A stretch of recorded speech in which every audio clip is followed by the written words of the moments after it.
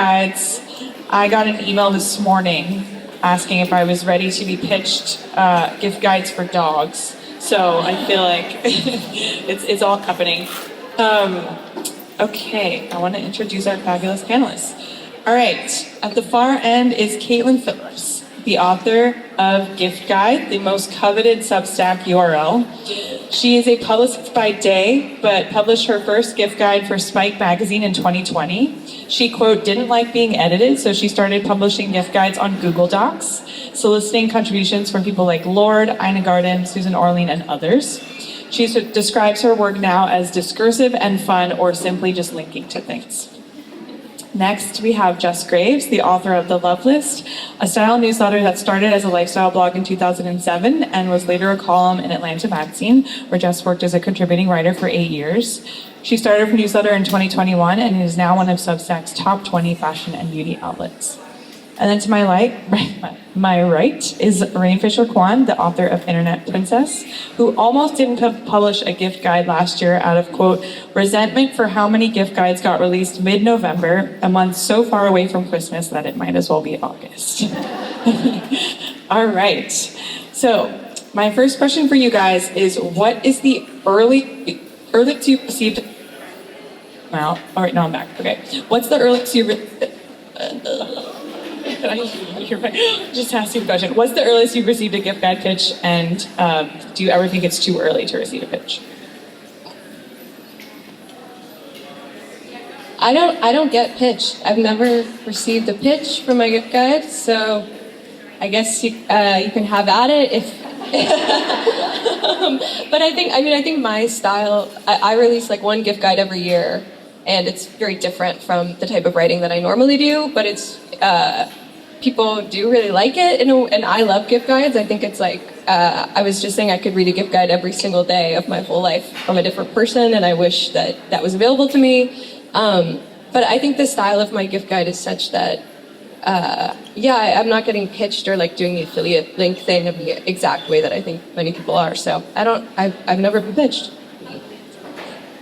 I think the industry standard now is you start September 1st, but there are ambitious publicists who start in August, and they've been rolling out a new style of doing this where you fill out a survey. So the big firms who rep a lot of people will be like, we're repping 15 brands. Tell us what kind of coverage you're doing, what kind of brands you're looking for. Will you be accepting gifts? Are you looking for stuff? And you can do that. So I got a bunch of those in August, which I didn't fill them out. I start getting pitched probably in August too. I'm the diametrical opposite of Rayne.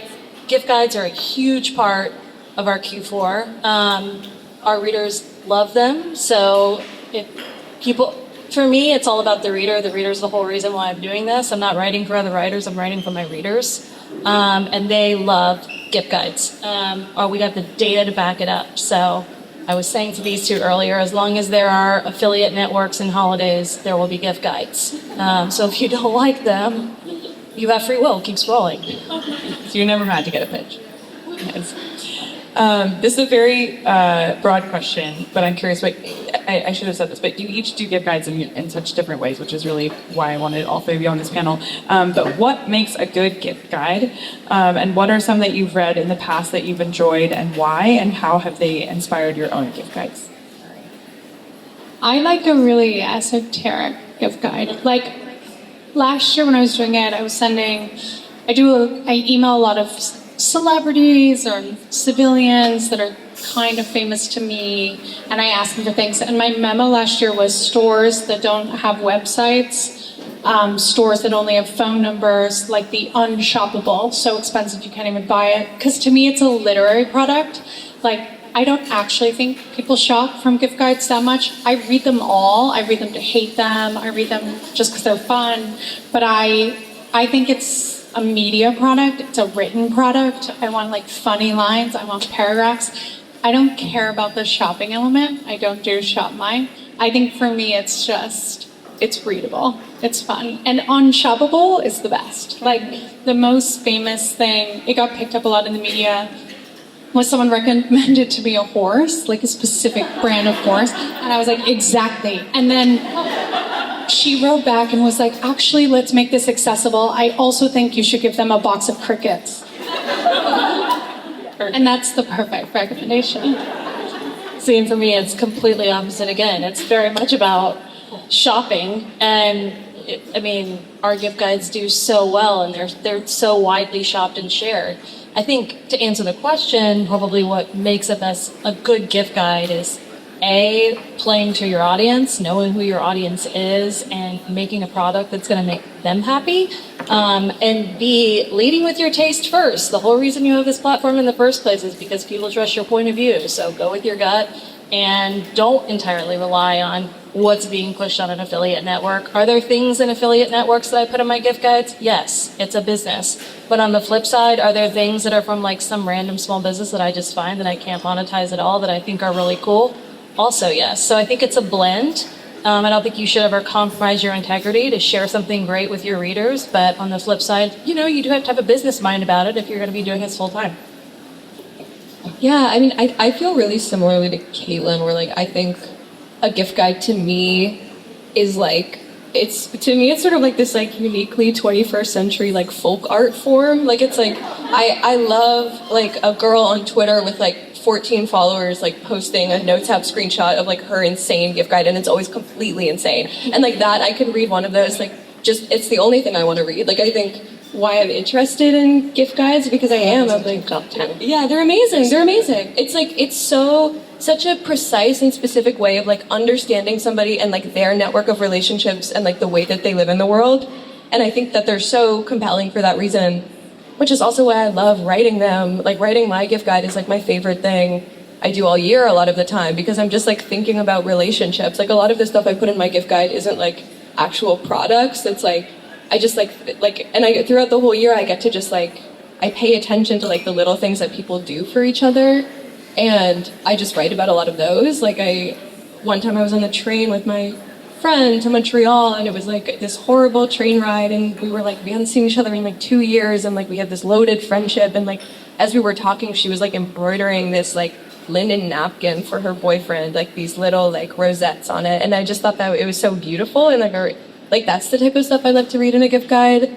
And I think all of my favorite gift guides are like the Google Doc where my friend Greta Rainbow has this amazing gift guide where she's like talking about her ex-boyfriend's ex-roommate's friend's shirt that she wears. And I just love that. I think that it's like such a specific and beautiful thing.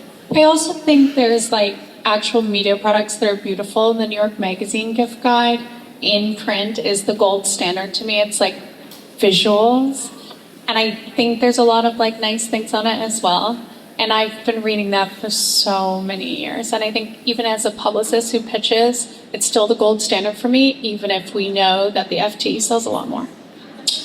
That's funny you say that because I was actually going to say that I love reading all of your gift guides, and I also love the New York Mag one because I sit with it, I open it like on my floor, I get a pen out, I'm like circling things, so I'm also reading every line, and I think I enjoy reading gift guides for all of the reasons that you guys said, and I also I love reading them online. I'm opening a million tabs, like I'm learning about stores that I didn't know existed that maybe like around the corner from me. But it's funny also what you guys have been saying. It's sort of next question, which is our gift guides for old people, because it sounds like that's kind of what makes a gift guide good, isn't it? But I feel like all of three of you are making gift guides that feel really current and of the moment, and like you're just doing them in new and innovative ways. And so I'm curious, how are you keeping the gift guide form young, alive, and fresh? I think gift guides are primarily about discovery more than they are shopping. I think when we're shopping in that season, a lot of us are buying things for ourselves, maybe just as much as we're buying something for someone else, or we're looking at something that we're like, okay, I really like that. Maybe that's going to go on my list, or I'm going to buy that after the holidays when I have a little cash in my pocket or whatever it is. I love reading other people's gift guides for discovery. I think it's a great way to find interesting retailer, that girl on TikTok with 15 followers, like Rayne was saying, that is just like posting the things that she loves. I like the macro and the micro equally. I love the New York Magazine gift guides. But I think the main thing is that like gift guides are just like any content. If it's good, people are gonna like it. If it's slop, people won't like it. If it's AI assisted or if it's just being cranked out to pump up the Nordstrom sale or whatever, then, you know, people aren't going to really respond to that. But if it's something that has heart and research and is showing people that you are really trying to surface something for them that's interesting, I think that's what, like, for me, excites me about reading other people's work. I like to imagine like the richest woman alive. I think I always start from that point. Always. And I want my gift guide to frustrate people, like truly the unshoppable element. Like if I don't publish, it's because I'm like, this is too accessible. And I want it to be really funny. And I want it to be like truly outlandish and outrageous. And usually I start with my wealthiest friends and, you know, people who don't want anything, who don't need anything. And you get incredible ideas. And I think that's my ideal, not my reader, but just like the imaginary person who's writing this gift guide. And then it makes it something funny. It's like wedding content to me. Gift guides, like I never wanted a wedding. I read all the wedding content. I have so much to say about it. I make fun of them. Like that's, I'm going for that same thing. I want to read about rich people's weddings. Always, I'll always do that. Yeah, I think I often think about my brokest friend, but Rayne's a Marxist. Kaitlin was like, why did we get a Marxist on this panel? but it's not. I don't think about her for Marxist reasons. I just like I think that there's like I love the specificity. The specificity of a gift that a broke person gets for another broke person is like so extremely unique to their lives, and I'm really interested in that. But yeah, I don't think gift guides are for old people at all. I think actually, for better or for worse, now I'm being a Marxist, for better or for worse, I think young people really love gift guides, and like that consumption is actually a huge part of the way that we understand ourselves and each other, which I don't actually think is necessarily a bad thing. Don't quote me on that, but yeah, I think, I mean, when Kaitlin started her Substack, I was like, thank God, like I could read this every single day forever. Like I want to read about the horse, obviously. And I do just think it's such a perfect little unit of information. There's been a lot of talk about gift guide fatigue, which I think if you're listening to this panel, you're like, that's, you're crazy. I love gift guides and can't get enough of them, especially these three. But I'm just curious what you guys feel. What are your feelings on gift guide fatigue? Are there too many gift guides? Have we reached peak gift guide? And if so, how do we protect the gift guide form? I think there is gift guide fatigue because there is more content. There are more people making content, and not all of that content is good. And so people lump all of the gift guides in together and like, oh, let's see one more gift guide. And I think also people maybe think of it as an unoriginal endeavor. But I think you can approach just about any unoriginal idea with originality and make it good. I don't know. I don't think it's necessarily something that's like, I don't know. I welcome the competition.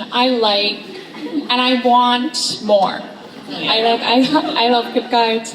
I want like a lot of people doing them. I love when people say they like mine the most. Like I feel like and that won't mean anything if there aren't a lot of gift guides. So yeah, I love the media. I love when people write things and publish things, and I want more of that.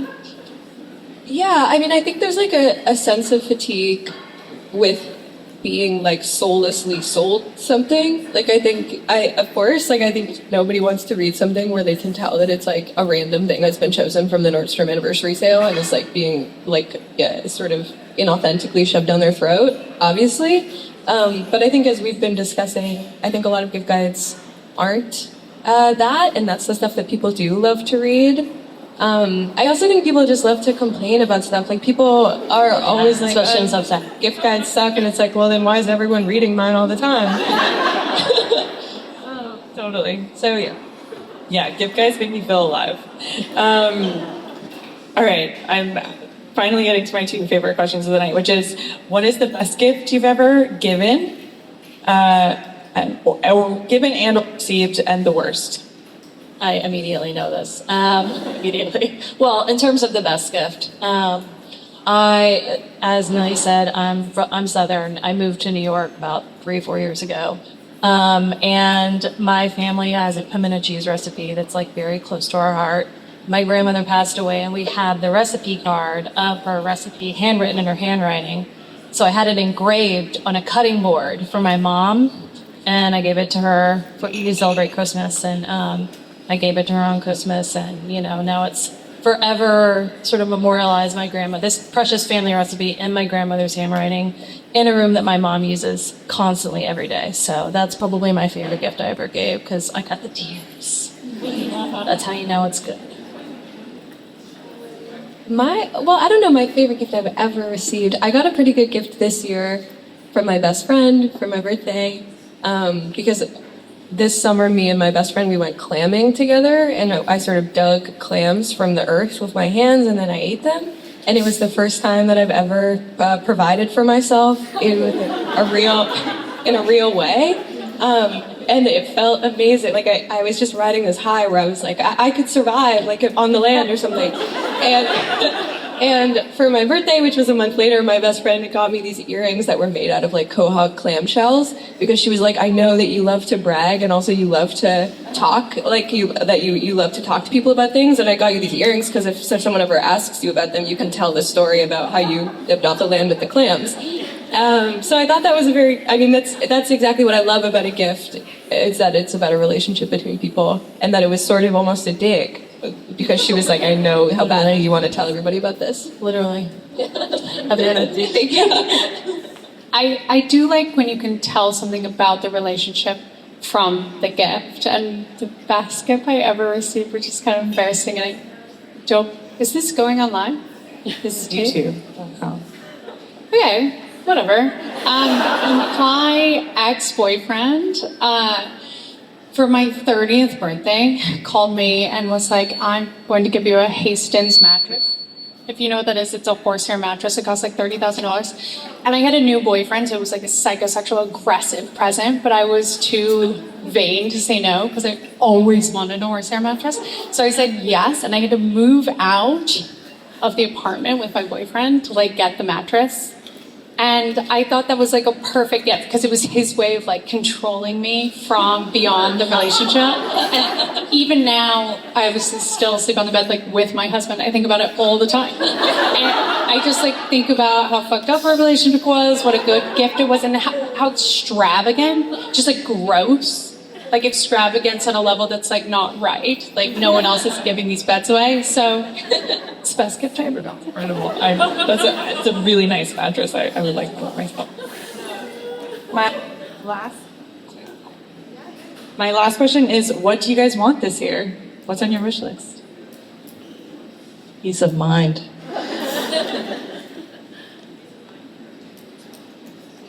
The thing about our industry is that like a lot of the time in our industry, like there's a lot of stuff coming at you all the time. So you get stuff fatigue. So the holidays come around, it's kind of like, Oh, wait, I have something. I thought of something. But Kaitlin has a thought, so I'm going to be quiet. Oh, yeah, I thought of something.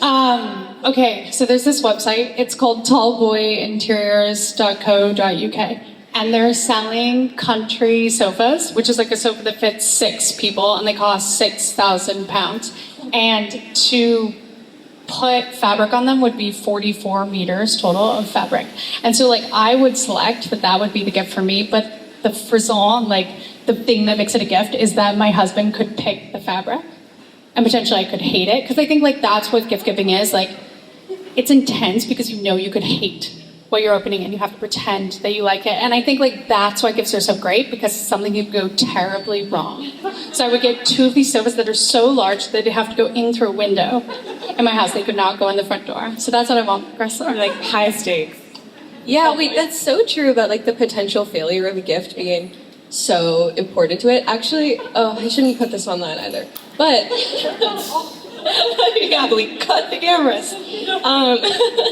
I think another one of the best gifts, I'm going off topic, but another one of the best gifts I ever got was the first Christmas that I spent with my boyfriend. We had started dating really recently, and our relationship was legit crazy. And I had like had to move back to Canada, and it was pretty much horrible. And he visited me in Canada for Christmas, and he gave me this gift where he had tried to screen print, like make stamps and screen print copies of the painting that I really like, and it sort of totally failed. And he did it backwards by accident, and it didn't really work, and I couldn't tell what it was when he gave it to me, and he was so humiliated. And it was like sad, but it was actually so special because it was a moment of extreme intimacy to like see someone try and fail. Yeah, so vulnerable to see someone like really try to understand you and kind of mess up, but like still give you this thing. And it was like a weird like night that was very intense, and it wouldn't have been possible without a gift. All this to say, the thing that I won this year, I think I always say that I think the best gift in the entire world is like a nice handwritten letter that's like very long and serious and contains a lot of like information about your relationship. So I always hope someone's going to give me a really long handwritten letter. There's also this scarf that I really want from Gamble Studios, and it has a hood and it's made of wool. I'm going to piggyback on that real quick because it just reminded me of the thing I actually do want, which is kind of like a letter, but a playlist. I love when someone makes a playlist for me that's like, I listen to it and I'm like, you get me. Like, that's just, you know that they paid attention. And maybe that's just like, maybe because I'm old and like, I remember people burning CDs for each other in high school, and I didn't get a birth CD in high school because I had no boyfriend. But like, I'm really like, I love the idea, and I think it's so romantic for any time of day, and it doesn't matter how much money you have as a playlist, it's so thoughtful. I actually burned my boyfriend a CD when we started dating, and he was like, I don't have a CD player. Like, you'll never be able to listen to this. Do you like decorate? And yeah, I drew a little insert, and it was a really nice CD. There's a girl who I gave her my home address, and my husband was so pissed because she just said, "Can I send you something?" And I was like, "Totally." And she sent me a tape recorder and 3 tapes with mixtapes based on which though my personality was. She's actually not a stalker. It turns out she's like a totally normal girl with a really good job, thank God. But I think you can hire her to do this around the holiday season. If I remember, I'll put it in the Substack. But yeah, she's really cool and not a stalker at all.